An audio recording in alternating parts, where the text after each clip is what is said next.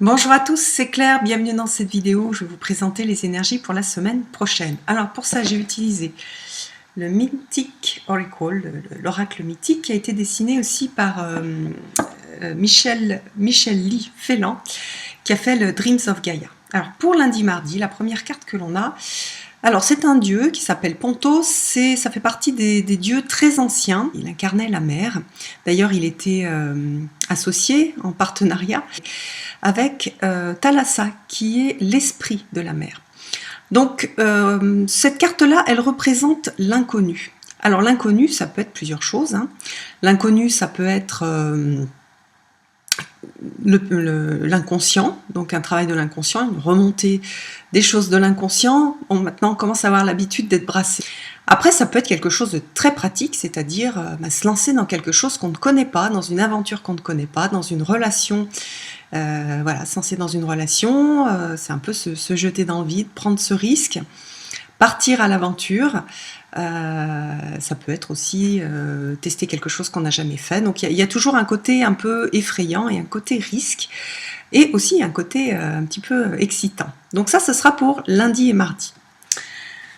Pour mercredi, jeudi, vendredi, on a Sélène, la belle Sélène. Regardez comme elle est belle cette carte. Donc Sélène, c'est la déesse, on va dire c'est une déesse qui représente, qui personnifie la lune, et donc l'intuition. Donc mercredi, jeudi, vendredi, on va être appelé à... Alors on dit parfois couper la voie du mental, c'est pas possible, hein. Nous les occidentaux, on ne sait pas arrêter de penser. Donc ça veut dire de donner la primeur à l'intuition, ce que vous sentez qui est juste à l'intérieur.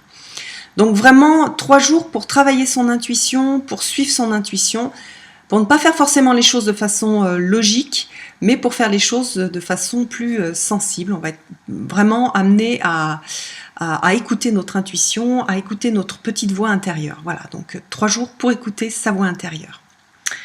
Et pour le week-end, on a une déesse assez connue qui est Perséphone, qui est la fille de Zeus et de Déméter, et puis donc qui a été capturée par le dieu des enfers. Et en fait l'hiver, donc elle tombe bien cette carte, l'hiver, Perséphone retourne en fait avec Hadès dans les souterrains, dans les enfers. C'est pour ça d'ailleurs qu'il n'y a plus de végétation. Donc c'est une déesse du moment, et cette déesse, elle nous parle de l'éveil. Elle nous parle de l'éveil dans le sens où on a pu rêver des choses, on a pu se faire des illusions sur un certain nombre de choses, mais l'idée là, c'est de revenir au monde réel, avec ses contraintes, avec ses obligations, avec ses cycles, c'est-à-dire si on l'assimile avec la nature. Voilà, la nature, elle suit un certain nombre de cycles, ça peut être pris comme une contrainte, et ces cycles-là, on y est soumis à ces règles-là, les règles de la matière. Donc on a pour le week-end à se confronter à ces règles de la matière, à s'éveiller, à ouvrir les yeux, à devenir adulte peut-être sur certaines choses. C'est une voie de sagesse, hein. C'est pas du tout une voie c'est pas forcément une voie de souffrance, c'est une voie qui amène la sagesse, qui amène la clairvoyance, pas dans le sens ésotérique du terme, mais voilà, on va voir un peu plus clair et on va être plus conscient des contraintes, des choses qu'on a à notre disposition et des règles du jeu, de la matière, de l'incarnation. Voilà, j'espère que vous allez passer une très très belle semaine et je vous donne rendez-vous pour une prochaine vidéo. Bye bye!